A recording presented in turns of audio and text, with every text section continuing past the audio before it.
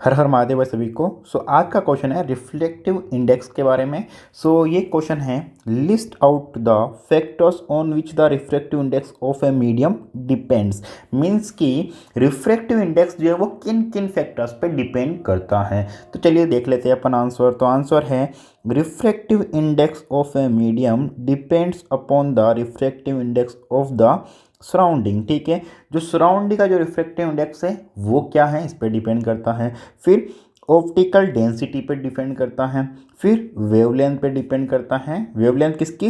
Light की, wavelength of the light and temperature. ठीक है, तो ये इन सभी चीज़ों पे जो है डिपेंड करता है। चलिए अब अपन देख लेते हैं कि डिपेंड करता है। तो अब यहाँ पे एक ऑप्शन आपने को दिया है नेचर ऑफ मीडियम, कि जो मीडियम का नेचर जो है उस पर भी डिपेंड करता है, और वो क्या होता है, किस तरह से होता है, ये भी एक्सप्लेन कर देता हूँ मैं आपको।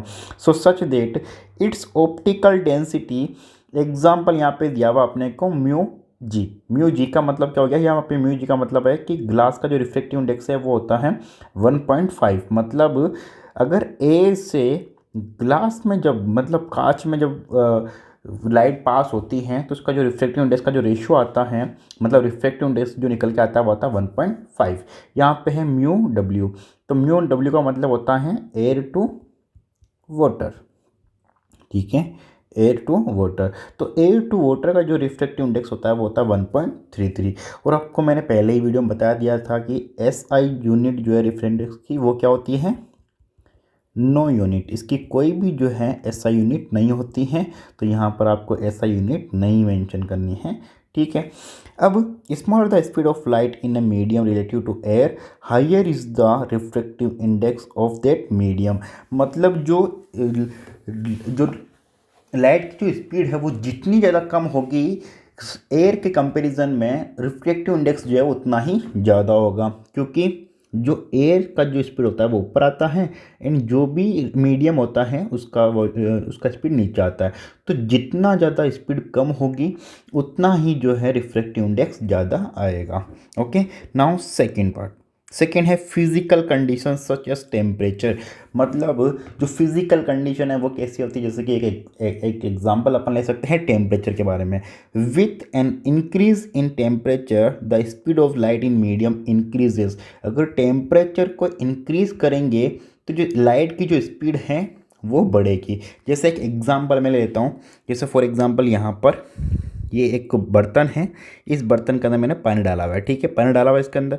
अब नीचे मैंने लगा दी आग।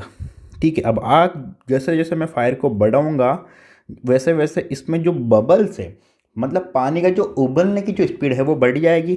ठीक है, तो वो जो मूवमेंट है वाटर के अंदर वो ज़्यादा बढ़ती रहेगी बढ़ती रहेगी। जैसे जैसे आग को बढ़ाएंगे मूवमेंट बढ़ेगी, तो उसी तरह से टेम्परेचर को जब हम बढ़ाएंगे तो जो लाइट की जो स्पीड है वो भी बढ़ जाएगी।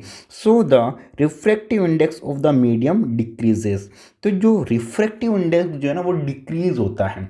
तो जब स्पीड ऑफ लाइट बढ़ती है तो रिफ्रैक्टिव इंडेक्स जो है वो बढ़ता है। तो यहाँ पर देखो तीन चीज़ें हो गई। पहली चीज़ क्या होगी, पहली चीज़ ये हो गई कि अगर टेम्परेचर को इंक्रीज़ करेंगे तो स्पीड ऑफ लाइट जो है वो भी इंक्रीज़ होगी, और रिफ्रैक्टिव इंडेक्स जो है वो माइनस मतलब डिक्रीज़ होगा। तो ये तो हो गया टेम्परेचर। ठीक है, टेम्परेचर को इंक्रीज़ करेंगे तो स्पीड ऑफ लाइट इंक्रीज़ होगी और रिफ्रैक्टिव इंडेक्स जो है वो कम होगा। तो ये चीज़ आपको याद रखनी है। बाकी कोई भी डाउट, कोई भी क्वेरीज अगर आपको हो तो प्लीज़ कमेंट करके आप पूछ सकते हैं। बाकी और भी जो डाउट्स है रिफ्रैक्टिव इंडेक्स में मैंने बताए हैं वो क्वेश्चंस आप जाके चैनल पे विजिट कर सकते हो। मैं डिस्क्रिप्शन में डाल दूंगा, आई बटन में डाल दूंगा और एंड बटन में भी डाल दूंगा, तो आप जाके वहाँ से देख सकते हैं वीडियोज़। ओके स्टूडेंट, तो बाकी मिलते हैं नेक्स्ट वीडियो का। तब तक के लिए bye bye, take care, thank you so much. हर हर महादेव।